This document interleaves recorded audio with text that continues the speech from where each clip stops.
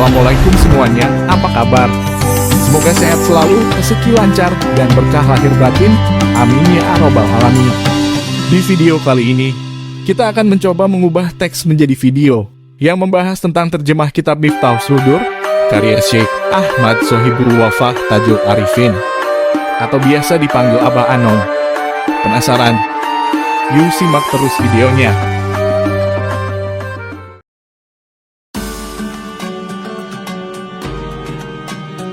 Bismillahirrohmanirrohim. Bab 1. Inti nafi dan isbat. Zikir nafi dan isbat, dengan lain perkataan, kalimat zikir yang tidak mengakui semua Tuhan-Tuhan, dan menetapkan kepada Allah yang satu tunggal, adalah zikir yang paling besar manfaatnya, dan paling sangat berbekas bagi manusia, yaitu kalimat, La ilaha illallah, artinya tiada Tuhan selain Allah. Tuhan berkata dalam firman-Nya, ketahuilah tentang Tuhan itu, bahwa tidak ada Tuhan melainkan Allah.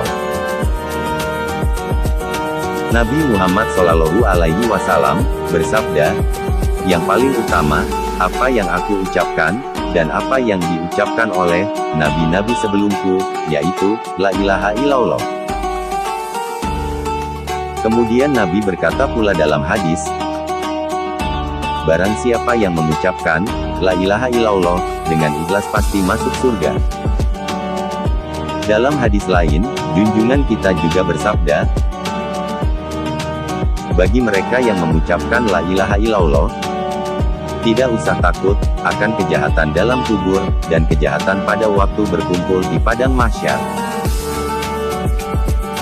Kemudian, Rasulullah Shallallahu Alaihi Wasallam bersabda pula, jika ada seseorang yang mengucapkan La ilaha illallah secara benar, meskipun ia memiliki dosa sebesar bumi, akan diampuni Tuhan dosanya itu.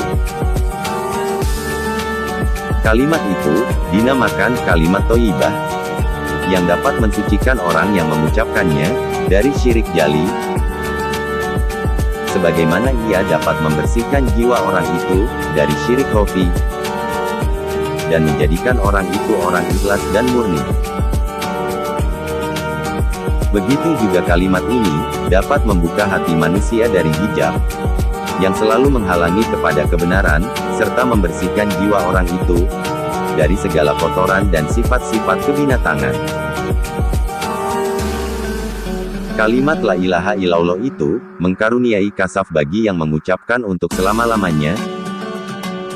Di samping mengkaruniai sifat sidik, ikhlas, ilmu laduni, rahasia-rahasia yang aneh, dan akan diberi musyahadah bermacam-macam alamat dari Tuhan. Karunia yang demikian itu diperoleh jika ucapan kalimat itu diambil dan diterima dari hati yang takwa, dan suci dari selain Allah, bukan hanya dipetik, dan didengar saja dari mulut-mulut orang awam.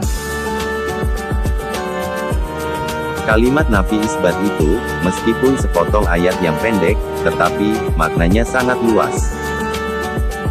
Meliputi seluruh hati, jika diambil dengan butir-butir tauhid, dari hati yang hidup, butir-butir itu akan tumbuh. Berlainan dengan butir-butir yang tidak mencapai, dan tidak hidup. Rasulullah bersabda, bahwasanya, Allah Ta'ala itu mengharamkan, api neraka menjilat orang yang berkata La ilaha illallah, yang ditujukan hanya kepada Allah semata-mata. Dalam hadis lain, orang sedang berzikir, seperti pohon yang rindang di tengah-tengah pohon kering. Nabi berkata juga, orang yang ingat kepada Allah, adalah laksana orang yang hidup, di tengah-tengah orang yang mati. Dalam Al-Quran, Tuhan berfirman dalam surat Az-Zumar ayat 22, yang artinya,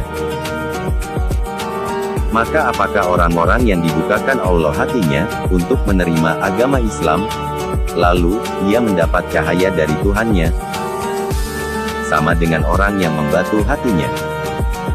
Maka kecelakaan yang besarlah bagi mereka yang telah membatu hatinya untuk mengingat Allah. Mereka itu dalam kesesatan yang nyata. Dalam Al-Quran Surat As-Sof, ayat 9 Tuhan berfirman, yang artinya, Dialah yang mengutus Rasul-Nya, dengan membawa petunjuk dan agama yang benar, agar Dia memenangkannya, di atas segala agama-agama. Meskipun orang musyrik membenci. Dan firman Allah dalam surat Al-Jumu'ah, ayat 2. Dialah yang mengutus kepada kaum yang buta huruf, seorang Rasul di antara mereka, yang membacakan ayat-ayatnya, kepada mereka, mensucikan mereka, dan mengajarkan mereka kitab dan hikmah. Dan sesungguhnya mereka, sebelumnya benar-benar dalam kesesatan yang nyata. Maksud dari firman tersebut, pertama, agar menyampaikan keterangan-keterangan, tanda-tanda kebesaran Allah Subhanahu wa Ta'ala. Kedua, membersihkan kotoran-kotoran hati mereka, sifat mazmunah. Dan ketiga, agar pula diajarkan kepada mereka isi kitab suci, dan hikmahnya meskipun itu, berada dalam keadaan sesat. Pada tempat yang lain, Allah berfirman kepada Nabi Muhammad SAW, "Inilah jalan agamaku. Aku dan orang-orang yang mengikutiku mengajak kamu kepada Allah, dengan hujah yang nyata. Maha suci Allah, dan aku tiada termasuk orang-orang yang musyrik. Oleh karena itu, wahai saudara-saudaraku semua,